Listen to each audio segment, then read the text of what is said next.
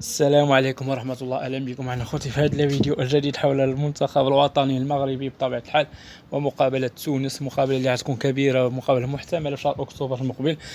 كتبقى مقابلة محتملة فقط لعبوا أمام المنتخب التونسي، كتبقى المقابلة جد محتملة للمنتخب الوطني المغربي بطبيعة الحال أن نواجه تونس شهر أكتوبر في الكوت ديفوار بطبيعة الحال.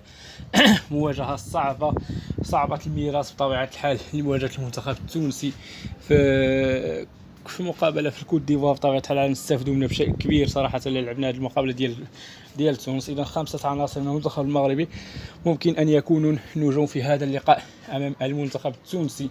واحد المنتخب اللي هو عتيد بطبيعة الحال، واحد المنتخب اللي هو قوي، واحد المنتخب اللي هو كبير صراحة، لأن من المنتخبات الكبيرة للمنتخب التونسي في القارة الإفريقية بطبيعة الحال. مقابلة نارية بين المغرب وتونس، وإلا تقامت هذه المقابلة هذه في شهر أكتوبر المقبل بطبيعة الحال المقابلة غتكون قوية بزاف صراحة بين المنتخب الوطني المغربي والمنتخب التونسي.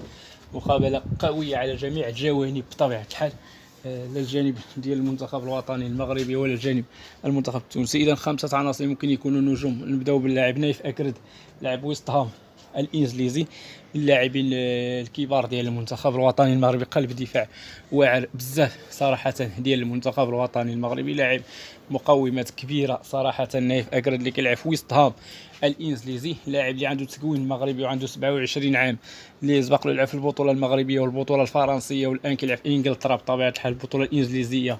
لاعبين مزيانين داخل المنظومه المغربيه وداخل المنتخب الوطني المغربي. لاعب قوي، لاعب قوي على جميع الأصعدة. لاعب رقم 2 هو كذلك يحمل قميص رقم 2 أشرف حكيمي من اللاعبين المزيانين داخل المنظومة المغربية بطبيعة الحال وداخل المنتخب الوطني. ظهير أيمن واعر بزاف صراحة، قيمة كبيرة في المنتخب الوطني المغربي اللي هو أشرف حكيمي، من اللاعبين الكبار داخل المنظومة المغربية وداخل المنتخب الوطني المغربي. لاعب قوي على جميع الجوانب، لاعب المستوى الكبير صراحة اللي هو أشرف حكيمي. يمشيو اللاعب رقم 3 وكذلك يحمل رقم 3 اللي هو ناصر المزراوي، لاعب بايرن ميونخ الألماني، تكوين هولندي، من خيرات اللاعبين اللي عند المنتخب الوطني المغربي. لاعب قوي، لاعب في المستوى الكبير. ناصر المزراوي اللي عنده تكوين هولندي وكيلعب في البطولة الألمانية فريق بايرن ميونخ الألماني، لاعب صراحة من الطراز المزيان ومن الطراز الرافع، لاعب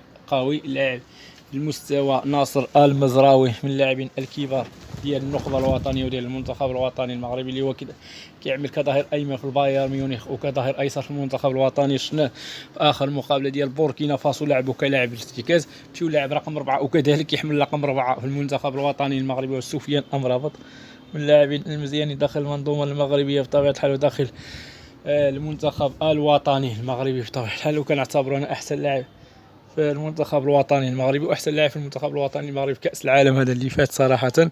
كان لاعب من الطراز الرافع، لاعب من خيره اللاعبين ديال المنتخب الوطني المغربي، لاعب قوي من اللاعبين الكبار ديال المنتخب الوطني المغربي، لاعب صراحه من خيره اللاعبين. غنمشيو لاخر لاعب رقم 5 يمكن يكون نجم هذا اللقاء ديال تونس المحتمل، هو يوسف النصيري، لاعب اشبيليه الاسباني، لاعب كبير صراحه على جميع الاصعده، من اللاعبين الكبار ديال المنتخب الوطني المغربي، راس حربة واعر بزاف صراحة، من خيرة اللاعبين ديال المنتخب الوطني المغربي.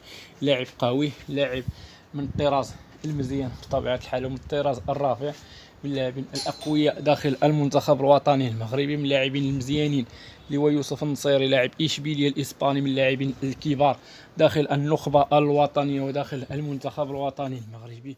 يوسف النصيري لاعب